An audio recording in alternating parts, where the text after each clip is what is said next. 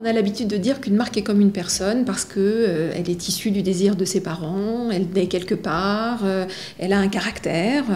Une marque est une personne, mais pas tout à fait une personne comme les autres, parce que si effectivement elle peut grandir, vieillir, faire de beaux enfants, et même parfois mourir, eh bien elle a une caractéristique, c'est qu'elle a le pouvoir de se réinventer, voire même de renaître de ses cendres.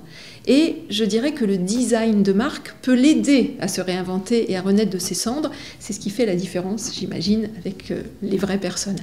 Elle peut être aidée comment par le design de marque pour se réinventer? Eh bien tout simplement parce que le design peut permettre à une identité d'évoluer au fil du temps pour ne pas disparaître et pour continuer à être d'actualité. Soit en accompagnant une évolution légère, ce qu'on appelle un lifting, en faisant en sorte qu'une marque reste dans l'actualité tout en gardant son patrimoine, son potentiel, son icône.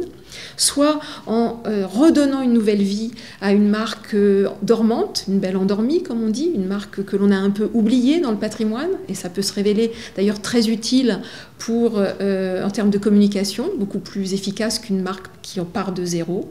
Et puis enfin, pour redéfinir un périmètre, certaines marques parfois changent complètement de périmètre, de projet, et ont besoin de redéfinir un nouveau contrat symbolique. Et dans ce contexte-là, le design graphique peut permettre de redéfinir la personnalité d'une marque. Alors vous voyez, toutes ces nuances en matière de design identitaire sont vraiment des leviers puissants qui permettent de redéfinir la personnalité d'une marque, qui permettent de redessiner son dessin et de redéfinir dans une actualité un cap.